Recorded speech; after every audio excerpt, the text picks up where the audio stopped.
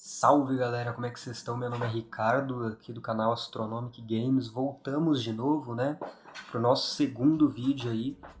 Eu queria, antes de tudo, agradecer aí um youtuber chamado Nigel, né, por causa dele que eu criei o canal. E por causa dele que eu vou ensinar aqui as coisas que eu sei sobre o jogo, ou pelo menos a maior parte delas possível, né. Eu jogo o jogo aí há mais ou menos uns 9 meses, 8 meses. Então eu não diria que eu sou um pro player, né? Eu não sou. Porém, eu sou um cara experiente. Eu já tenho uma experiência legal com o jogo e quero passar ela aqui para as outras pessoas. Então eu agradeço o engajamento do primeiro vídeo e agora em diante é só subir, né? A gente pretende conseguir espalhar bastante para todo mundo ver. O Supremacy, infelizmente, é um jogo que entra muito iniciante, sai muito experiente. É o que eu vejo na maioria dos casos. Então acaba atrapalhando até os próprios jogadores de conseguirem ali se encarar, basicamente. O que você vai ensinar hoje? Os 3 princípios, que na minha opinião são os principais para que você detenha de uma potência, né? Tanto economicamente, quanto diplomaticamente, quanto militarmente. Eu imagino que você tenha que ter esses 3 princípios para que você seja uma potência realmente relevante, tanto para um clã inimigo, quanto para uns jogadores de maneira privada ali no mapa, quanto para você mesmo, né? Para você olhar e falar, caralho, eu estou muito bem. Como ter esses princípios, para que eles servem, como utilizar esses princípios, o militar, o econômico e o diplomático. Vamos começar pelo básico. No início do jogo tá todo mundo igualmente ferrado, né? Todo mundo com 8, 10 províncias, com uma economia que está sempre com algo negativo, na maioria das vezes, muito raro não tá. Eu só vi um país até hoje que tem tudo positivo e ele não produz quase nada. Então, assim, de modo geral, você precisa desses 3 princípios para que você cresça. Falando inicialmente, vamos pelo básico, né? Todos são importantes do começo ao fim, ok? Base. Não tem como ajeitar isso. Você tem que ter os 3, se você realmente quiser ser relevante na plataforma.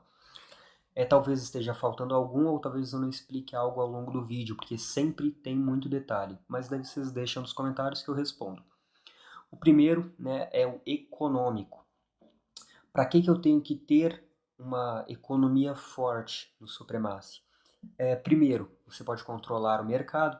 Aqui eu vou tentar sempre explicar tudo mais rápido e breve possível para que você já fique na cabeça, você só repitam depois o que não aprendeu e aprendam rápido, tá? Eu não vou ficar enrolando muito não. O primeiro é o econômico, para você controlar o mercado.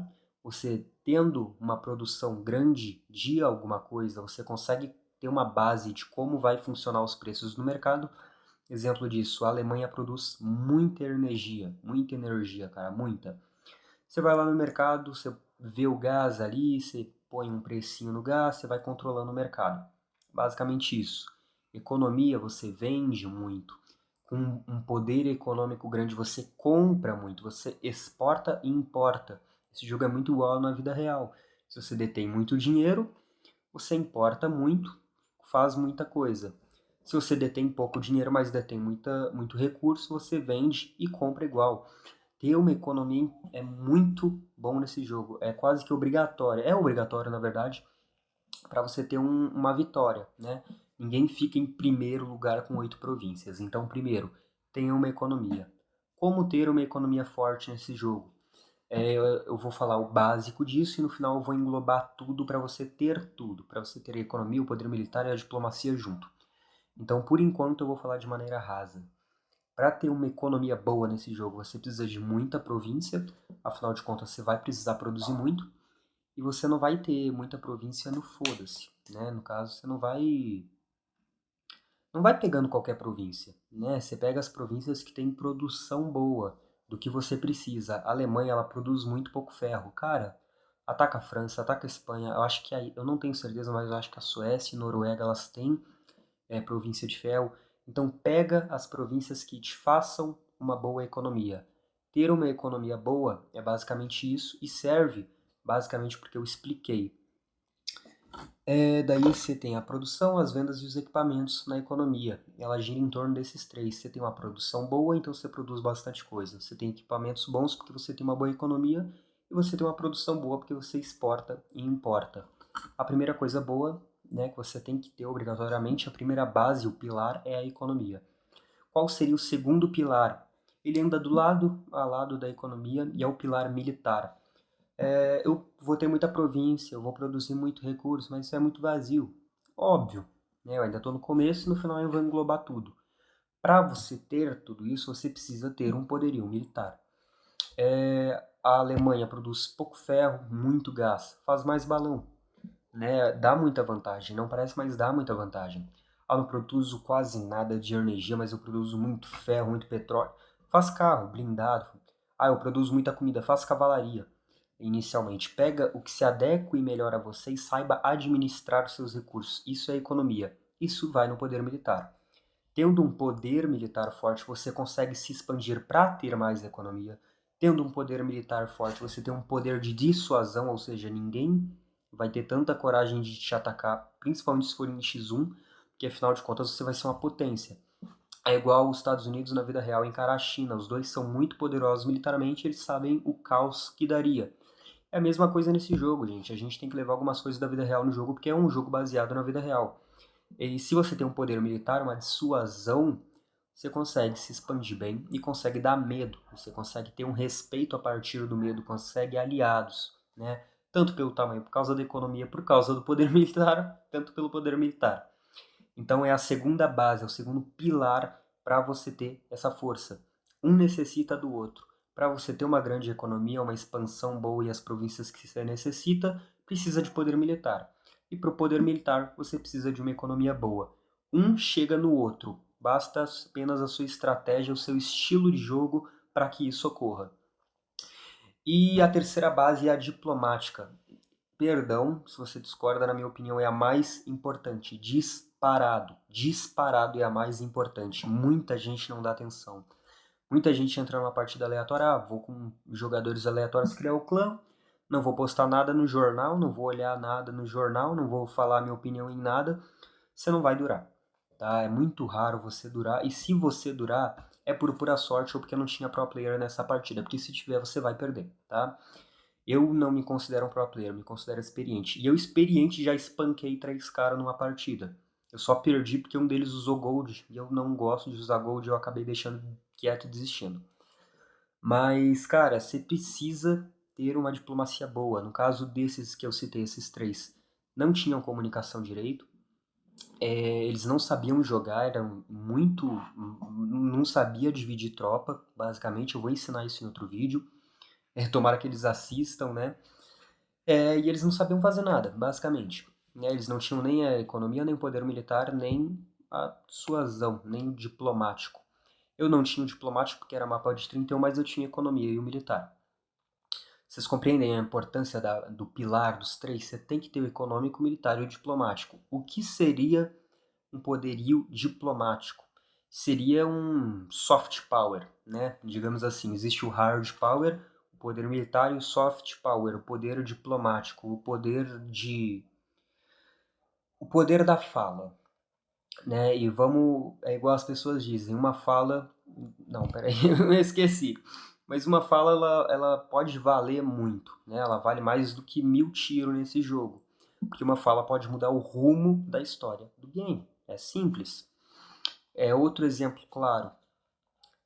Fala muito no jornal, tem muito aliado, não necessariamente o mapa inteiro, mas muito aliado estratégico, em pontos estratégicos que você possa confiar. Você tem um clã ao seu lado, ou muitos amigos ao seu lado, tá perfeito. Isso é um soft power. Você vai ter o poder da fala, todo mundo vai te escutar, todo mundo vai te ver e você vai controlar basicamente o planeta. Muita gente reclamava nas partidas antigas que eu jogava, porque eu falo muito no jornal e eu faço jornal muito bem feito. Eu ponho uma imagem de guerra de verdade, alguma coisa assim, escrevo um texto detalhado, falo a fala do presidente. Eu faço muito detalhado. Isso é muito importante, porque você acaba adquirindo muito, tanto conhecimento sobre outros jogadores, sobre o que fazer, como você também acaba ali adquirindo aliados novos para chamar para o seu clã, por exemplo, que eu também vou explicar sobre clã em outro vídeo, né? Supremacia é quase improvável não ter assunto, né? A todo momento você tem. No meu caso, eu criarei Um poder diplomático, militar e econômico. Essa é a base dos três. Dissuasão do poder militar. Eu tenho um poder econômico grande, eu tô tendo um poder diplomático da hora, mas eu não tenho tanto poder militar, eu acabei perdendo tudo. O importante é a aparência, né? Taca bastante soldado que você puder na fronteira, produz bastante blindado que você já vai parecer pelo menos que você tem um poder militar grande. Não tem um poder econômico tão grande. É igual eu disse, ou você vende ou você compra, mas daí você não vai necessitar do poder diplomático. Que isso daí os seus aliados te dariam recursos, você poderia trocar futuramente. Você consegue enxergar que os três são importantes para você ter o poder militar e ser uma pessoa relevante dentro do jogo. Você precisa de uma diplomacia e de um poder econômico. Para ter um poder econômico forte, você precisa do poder militar e da diplomacia. E para ter uma diplomacia forte e ser alguém que impõe respeito, você precisa dos dois. Por isso que eu considero os três pilares do jogo, porque um necessita do outro. Agora, Ricardo, o que englobaria tudo e que você queria comentar?